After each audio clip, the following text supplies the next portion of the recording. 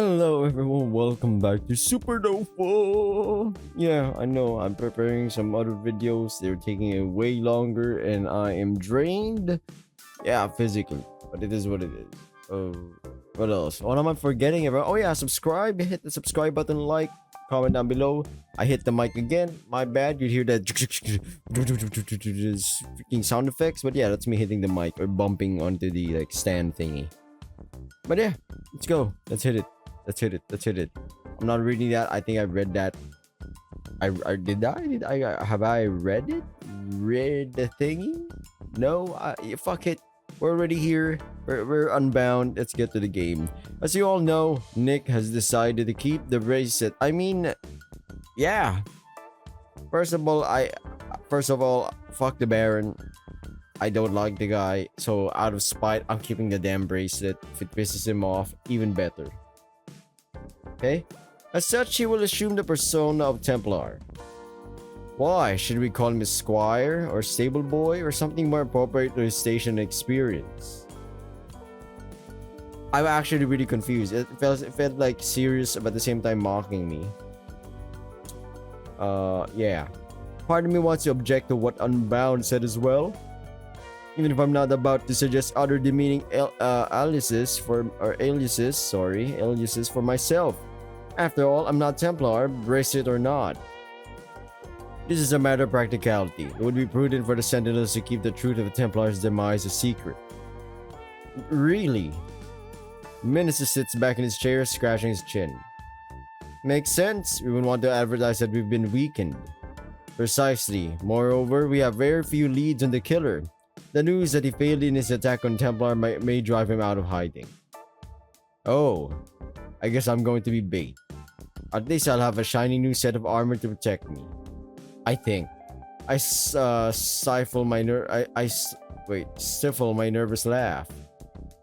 Shouldn't the people of Nova be allowed to mourn their fallen hero? There's an uncomfortable silence. As much as I'd like for that to be the case, I do think that's not. Yeah, I agree. I feel like. If we announce that he's dead, wouldn't that pretty much tell all the villains that, hey, their superhero group has weakened, we can now fuck shit up, yeah? I do think that's, yep. The Baron huffs and puffs, but doesn't argue any further. So I'm just supposed to pretend that I'm Templar, the actual Templar. For the moment, Nick, you're supposed to stay out of sight. Which brings us to our next topic. Nick Templar requires training. That's an understatement? Yeah, I agree. I can't even summon the armor right now. I may have been in some scraps, but I'm not a fighter. And I have no idea how to handle a weapon of any kind. In short, I'm a mess. It would be for the best if one of us took over said training, or more precisely, one of you three. There are matters that demand far too much of my attention. Vince raises his hand as if he's sitting in class. It's kinda adorable. I can do it. Wouldn't it be better if we spread the duty around between all of us? That would put undue strain on Nick. It is easier to assign him one mentor. All due respect and all that, champ, but I think someone with a little more experience should handle the training. Menaces, since you're buddied up to the rookie, why not take him under your wing? I don't think that's a good idea. I'll get it. Yeah, that's a surprise answer. Wow. Menaces seems like he would make an excellent mentor to me.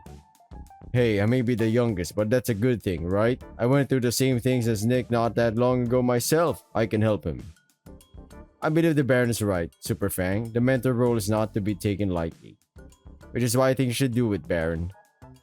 Wait, what? Is that something I would want? You're the most experienced, perhaps more importantly, you knew Templar best. Nick needs that. As threatening as wiping the snot of the rookie's nose would be, I'm sure I have much better things to do with my time. Let one of the youngsters handle it. Menaces stop being stubborn. The fox crosses his arms and averts his gaze. If I have to, I could. You don't have to. I'm telling you guys, I can train Nick. I've been in this for 4 years now. I'm not new. I can tell that this argument might be becoming circular, or what we call never-ending. Perhaps I should weigh in with my own opinion, although I'm not even sure myself. What they're saying all makes sense. I like Vince. He seems like a great guy and is eager to help me out. But he's just 2 years older, and even if he got his powers earlier than I did, a more experienced mentor might be better for me. I agree. Meneses has made it clear that he doesn't want to mentor me. To be honest, that hurts a little. I thought he liked me. He did say he's gonna do it if he needs to, and he's more experienced than Super Fang while not being an asshole like the Baron. Oh god, speaking of which, the Baron. The Baron scares me a little. I mean, I'm sure he wouldn't actually hurt. He actually did. Or well, actually hurt me. Yeah. But he sure seems to dislike having me around. Would it be a good idea to entrust myself into his paws? On the other hand, he's the most experienced of the three, and if he was that close with Templar, it might be worth spending time around him. The Sentinels keep talking over each other as I contemplate my options. Who should I— Oh no! Oh! We can't go with Unbound? Oh shit. Holmes! Holmes, what do we do? Damn it. Here's what I'm gonna do, everyone. Quick save. I should really say— No, I think this one's the important option right here. The Baron in Black. This is stupid. I prepared the Baron in Trepidation. This makes sense, right? I am Templar. The team has accepted it. Even the Baron hasn't argued otherwise today. There's no way he'd sabotage me or anything. Plus, if anything goes wrong, I can always go to the others for advice or help. What Unbound said makes sense. I think the Baron should mentor me. Everyone regards me with obvious surprise, like, huh? Are you started or something? Are you— what are we doing here? What are we doing here? Huh? Your funeral? Fuck you, man. I hate this guy. Ah, shut up. Don't let him intimidate you, Nick. The Baron will do his best. That almost sounds like a threat directed at the Baron. Yeah, I'm not about to get the kid killed. Fine, I'll do my best. Just don't expect me to be gentle about it. I go and nod. Very well, so be it. Nick, rest assured that you are in good hands. But I'll reiterate that for now, your task is to lay low until you get the hang of your newfound strength.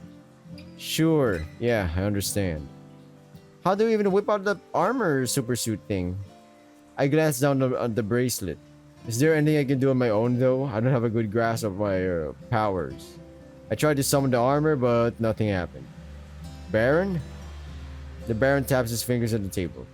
Can't help there, you'll have to figure that out on your own. As for what the bracelet can do, you have already seen most of it. The armor is extraordinarily resilient, and the mace is no joke either. You'll be able to fly, although not indefinitely like some. Should the armor be damaged, the bracelet will repair it over some time. It will also repair your body, to an extent.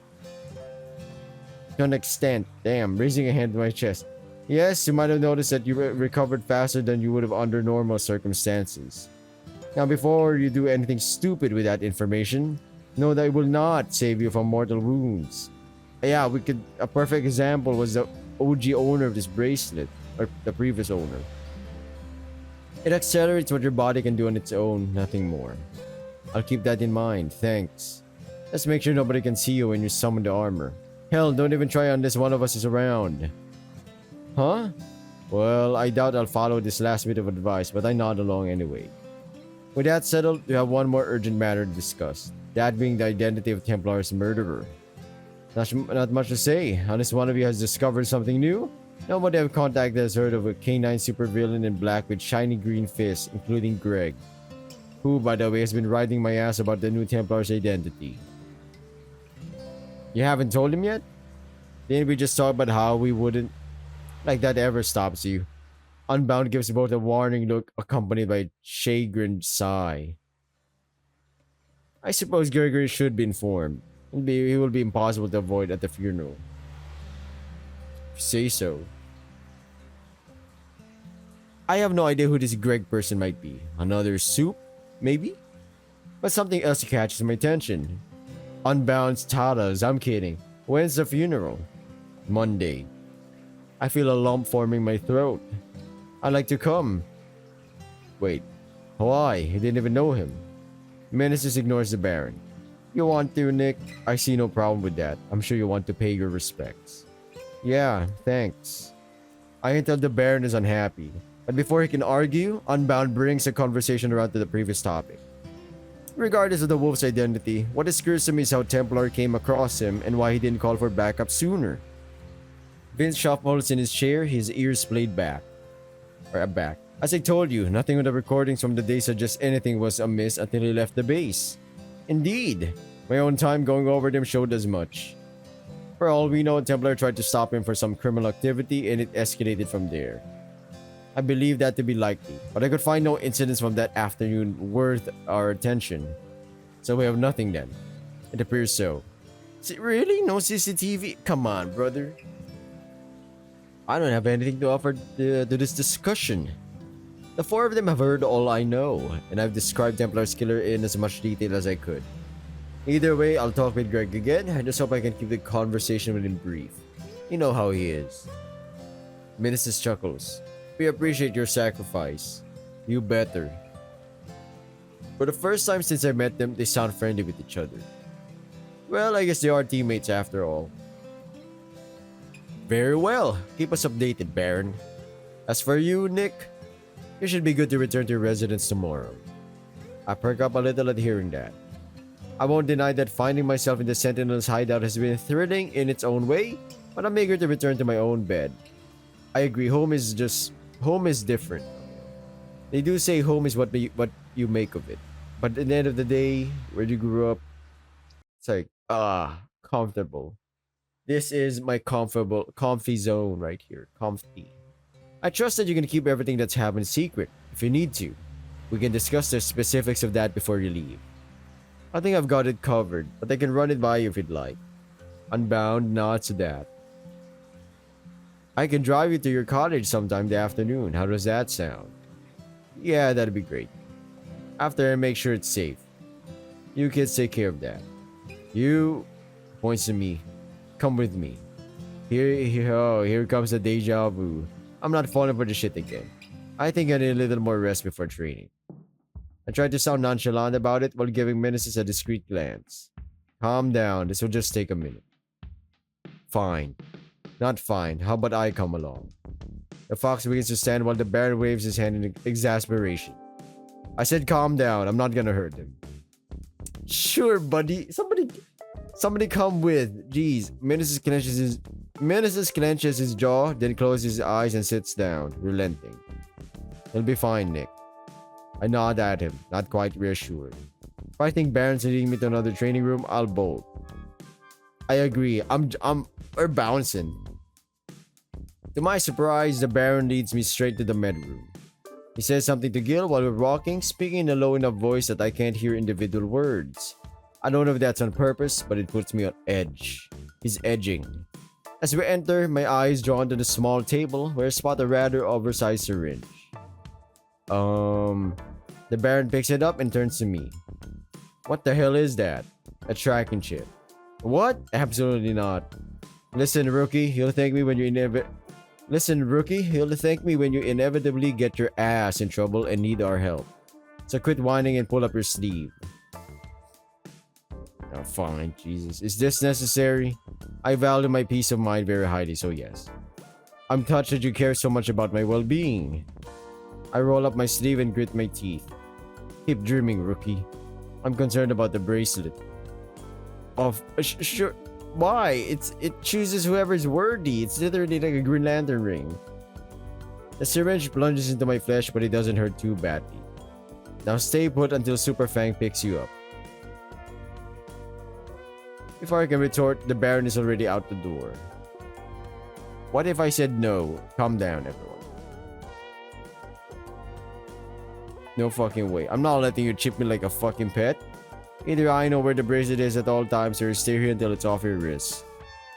I'm considering just booking it. The Baron seems to catch my intent. Lock the door, Gil. Yes, Baron. God damn it. You're a fucking asshole. The Baron shrugs. Real assholes wouldn't give you a choice. This isn't a choice. Trust me, I'm not thrilled either, but I'm not letting my best friend's legacy fall into the wrong hands. Not thrilled my ass. I can tell he enjoys treating me like this. But fighting would be pointless. Glaring, I roll up my sleeve and grit my teeth. The syringe blinded elbow. Yeah, it's the same. Good boy. Fuck you. Keep dreaming. Now stay put. Ew, ew, buddy. Now stay put until Super Fang picks you up. Okay then. I'm starting to regret my choice of mentor. I agree. What the hell was I thinking? The Baron is an absolute nightmare. Is it too late to go to Unbound and tell her I changed my mind? I rub my arm and rub one out. It's a little sore, but nothing compared to what my chest felt like a couple days ago. What am I supposed to do for now? Yeah, what is he gonna do? Just text everyone? I don't know. I don't think so. I guess watch TV. There is TV in this freaking room, right? I wish one of the four would give me a proper tour of the place, since technically I'm part of the team now. Maybe my new mentor will do so when we begin training. I wonder if everyone has left by now. What would they be up to all day anyway? Patrolling the city, maybe? Regardless, I'll learn soon enough what the day-to-day life of a superhero is like. I stare again the reddish band. I've been doing that a lot. The reality of it all is sinking in. I'm a superhero now. A freaking superhero. Damn. I can't deny the excitement, but there is fear there too. My mind flashes back to the image of the snarling wolf smashing his fist with ungodly force into Templar's armor. Over and over again. The badger inside the armor, bleeding, broken, dying. My breathing speeds up. The pounding of my heart is deafening. All traces of the thrill I was feeling are gone. Nick, I detected you're in distress.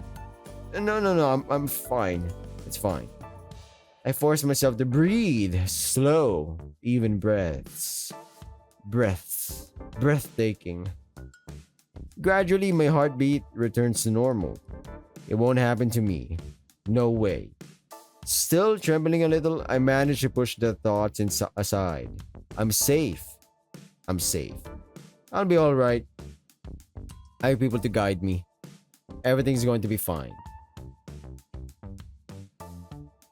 I hope so.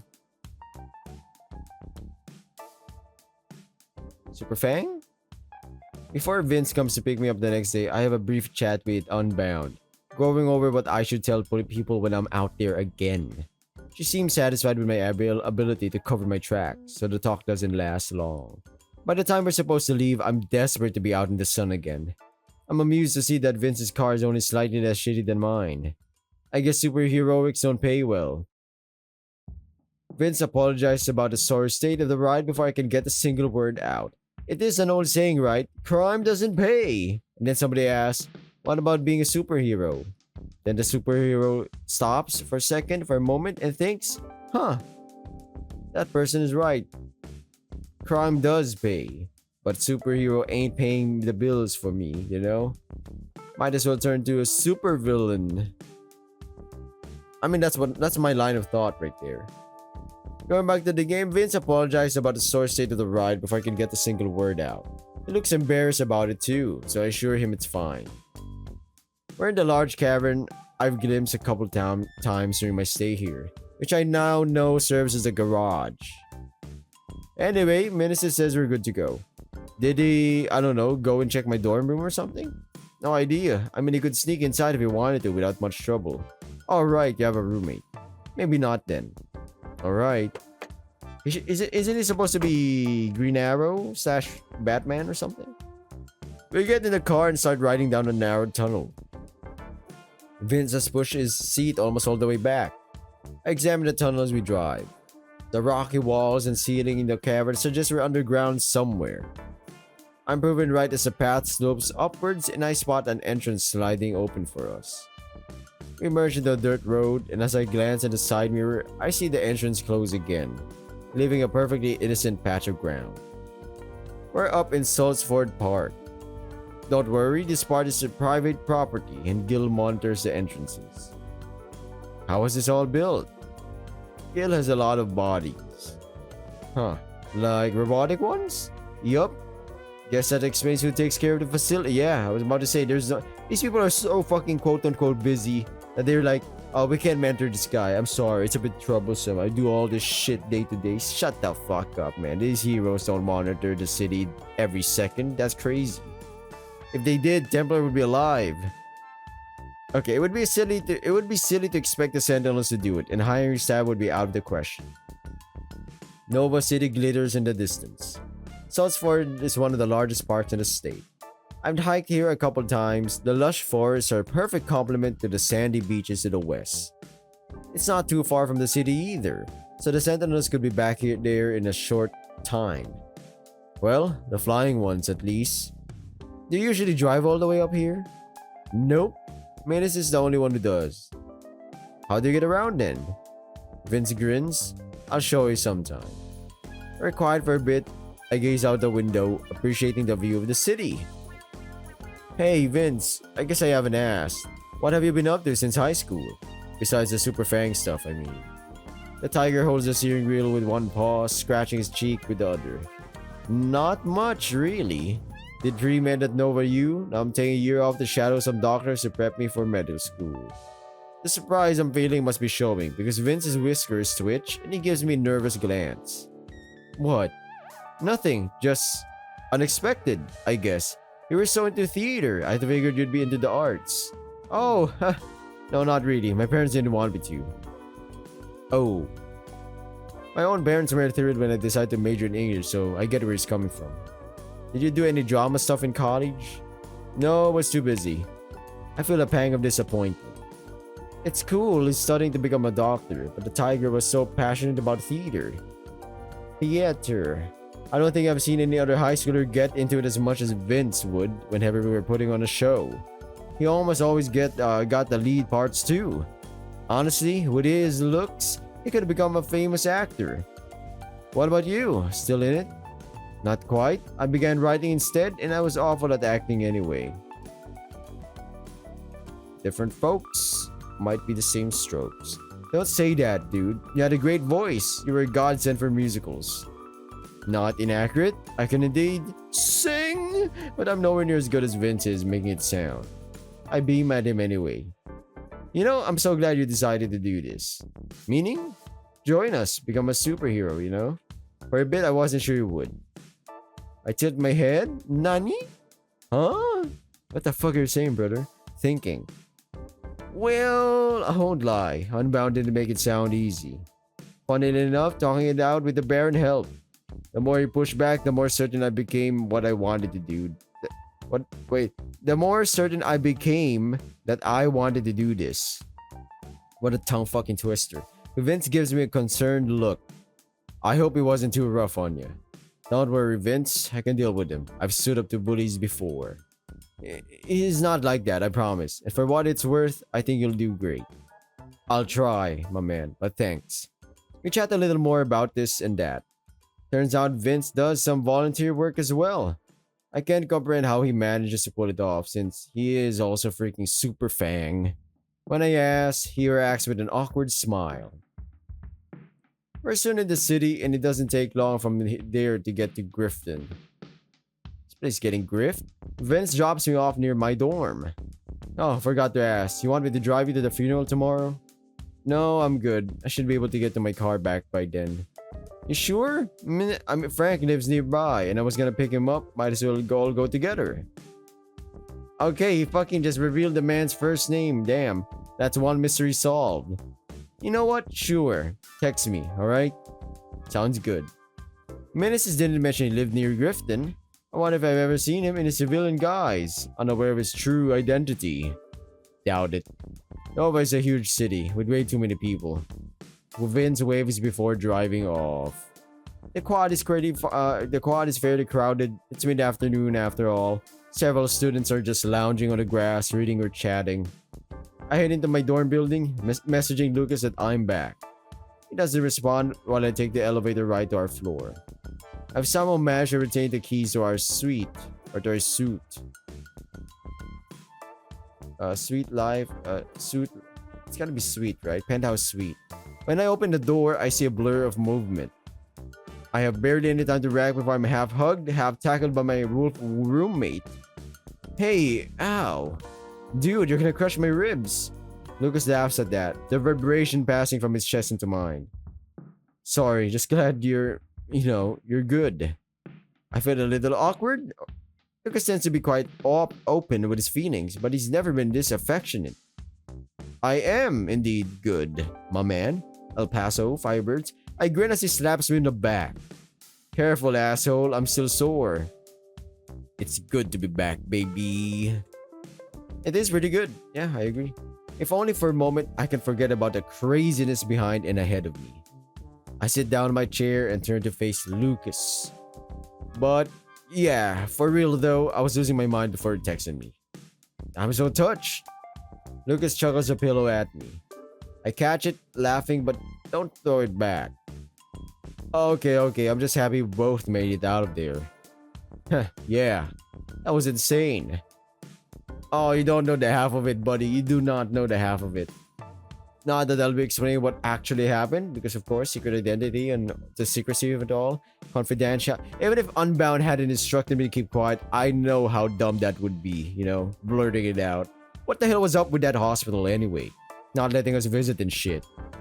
I shrug and try to divert the topic. This man is smooth. Us? Well, yeah, your parents too. I spoke a bunch with your mom. How did you even get her number? Jess has it, dummy, from last summer. Oh, that's right. I had forgotten about that. I texted her you're back, by the way. She should be over soon. I perk up at that. Jessica Wilder became part of our little power trio late into freshman year, and we've been almost inseparable since. You're looking good, all things considered. Thank you. I consider myself quite a handsome raccoon. Aw, this fucking, this guy, man. Maybe handsome for a raccoon. Hey, Lucas isn't quite as swift to catch the thrown pillow and smacks him in the muzzle. Before he can retaliate, there's a knock on the door, so I give him a smirk while he gets up to open it. Nick! Who's this Jess character? Jess unceremoniously pushes Lucas out of the way and charges right at me. The chair almost tips over, threatening to send both of us to the floor as she throws herself into my lap and gives me another rib-crushing hug. Fuck, are you two trying to kill me? Oh, shut up. I'm just happy to see you. She squeezes once before jumping nimbly off me. The lynx pauses to look me over with a critical eye. Her face then splits into a grin again. You pushed me. Well, you were in my way. I was opening the door for you. Lucas continues to pout while rubbing his elbow, and I burst out laughing. It's so good to see them again. How are you, Nick? I'm fine. Nothing broken, as you can see.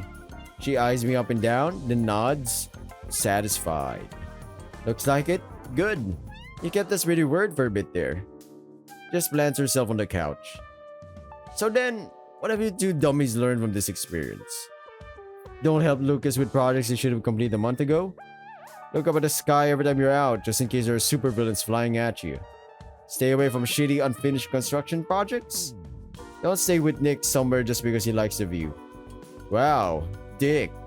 Very good, very good. Seems you have internalized some valuable life lessons after all. Jess puts on a mock voice like she's lecturing a class of 3rd graders. Indeed, ma'am. I'll be honest. At first when Lucas told me what happened, I thought it was some dumb prank. Yeah, took a while to convince her. Trust me, it was very real. And as batshit crazy as it sounds. Lucas turns to me, suddenly serious. So, what happened after the stairs collapsed? You never told me. It's all kind of blur, as I told you. Templar, that other guy or other person were fighting. Stuff was flying around and shit. They kept smashing through walls and whatever, so I had to keep running from one place to the next to keep myself hidden. I guess at some point I just got smacked in the head and knocked me out. I woke up at the hospital. Fuck, dude. Should have found a way up there. Don't be stupid. You were right to get out while you could. I nod in agreement. Lucas is beating himself up over complete nonsense. There was nothing he could have done. He would have just gotten himself killed. The Culpio lets out a heavy sigh. Come on. You know you can help me there in anyway. Wait, what? What the fuck? Come on. You know you couldn't help me there in anyway. Yeah, I guess. Just cuts in to change the topic. You ready for midterms? Yes, I got so much studying done. Alright, don't get snippy. Did you at least ask for extensions? Yeah, emailed all of my professors while I was at the hospital. I got an extra week for my papers and they rescheduled my Tuesday exam for Friday. Wow, dude, unfair. The one extension they gave me was for my independent project. Since, my footage is lost. Well, and Menace has asked me not to spread the word about what happened to construction. Oh, I had forgotten about that. I glance over at Jess. Noticing this, Lucas starts to shake his head. Well, I had to tell Jess. Dude, it's not like she'll tell anyone. Duh! I'm a little uneasy about this. Menaces is nice and all, but I doubt he'd like Lucas blabbing even to another close friend of mine. Speaking of, an all too familiar mischievous smirk is tugging at Lucas's muzzle. You're telling me you were unconscious when Superfang carried you off in his strong, muscular arms? I'm sorry for my voice. It's like I record the second half in another day, another night. My bemused expression seems to entertain them all the more. Ha! Look at the pro comedians over here. Oh, come on. You would have loved that had you been awake. I flip the bird at them both, even though a part of me knows they're not entirely wrong. Vince is rather handsome. It doesn't mean, however, that I want him to bridal carry me anywhere. Even if he does have those strong, muscular arms Lucas mentioned. Fuck, where the hell am I going with this? Focus, damn it. Yeah, and what about you? Enjoyed getting a close look at Menaces? You know what? Not half bad. Shorter than expected, but what little I could see under that cowl was cute. What did you even see? The tip of his nose? I think I spotted his whiskers speaking out too. Alright boys, you can fawn over to Saber some other time. What I want to find out is, do we know what happened to Templar? I blink. Gulp. Templar. It's Templar. I keep saying Templar. There's no E there. Templar is motherfucker. Yeah, he did. And also, I'm Templar. I'm sure he's fine. He seemed to be winning the fight when I was knocked out. Tried to sound casual, but I'm not convinced I pulled it off. Well, that other dude flew off a couple minutes before Super Frank got there. For all we know, he might have, finished the job and left. Yikes. Okay, I feel my breathing. Yeah, this is anxiety inducing. I feel my breathing grow faster as I shake my head. I think Templar just drove him off before his teammates arrived. Hope so. Besides, the supervillain would have left you alive, right? Right. I hate lying to them like this. Shit, this is harder than I thought it'd be. Fortunately, the conversation shifts to something else again, and I just let Lucas and Jess chatter on while I think. After half an hour or so, Jess excuses herself, telling us she needs to study and reminding me to do the same. I smile and wave at the Lynx as she leaves. You owe me, by the way. The wolf lets out a rumbling laugh. After all the time I spent reassuring your parents? You know what? Fair. We'll call it even. Oh, it's been updated. The rest of the day is uneventful. I catch up on some work now that I have access to my laptop. It's a little strange to be back in my dorm room, worrying about papers and exams. And just this morning, I was in the secret base of an actual superhero team. The school stuff still seems rather distant right now. My thoughts inevitably turned to Templar's funeral. The Baron wasn't wrong. I don't know anything about the Badger who wore this bracelet before me. Nothing about his life, who he was, what he was like. Yet he entrusted me with his powers, his armor. This is just an opportunity for me to honor him in my own small way. I should have asked Vince about him while we were driving, instead of reminiscing about high school stuff. I suppose I can ask him tomorrow when he picks me up. When I return, Lucas gives me a curious glance. What's that? He's pointing at the bracelet? Ah, shit. We can't even remove it, so... Shit, I keep forgetting it's there. I wish I had given a tiny bit of weight to it. It's a gift from a friend.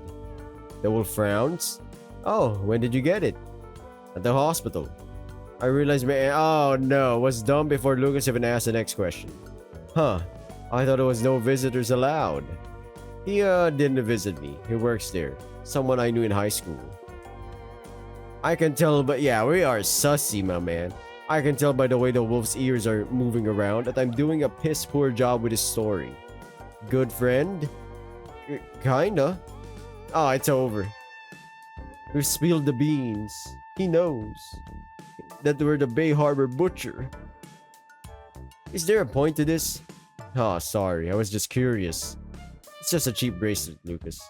Anyway, night. Oh, okay, good night. With a nod, I head into my room to get dressed. I'm feeling pretty irritated.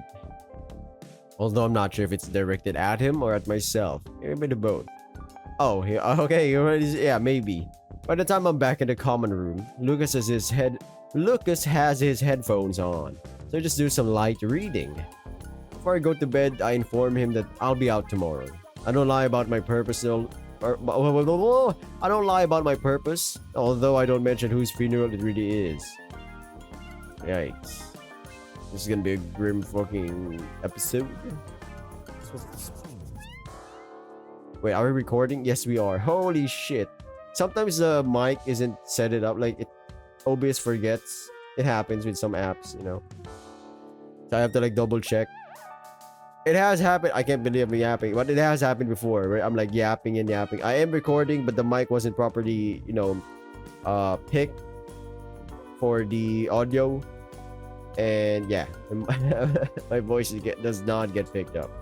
Lucas leaves early for an exam while I spend the morning making myself presentable. My head first being stubborn, and it takes a while for me to tame it.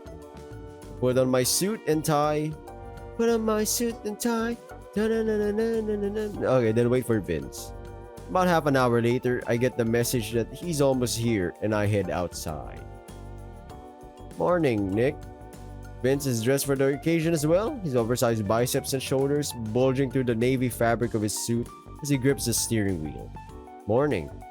I hesitate, unsure if I should ride shotgun or leave the seat open for Meneses. In the end, I decide to just get in the front seat. Vince gives me a questioning glance, but doesn't say anything otherwise. How are you feeling? Good. I mean, well, you know, yeah, I think I do. We're heading to a yeah. That was an awkward question. I discovered that Meneses lives around 5 blocks down from Grifton. He's waiting for us in front of an old-fashioned but decent-looking apartment building. The fox looks a little awkward. Shoulders hunched and paws in his pants pocket. Wait. In his pants pockets. There we go. Jeez.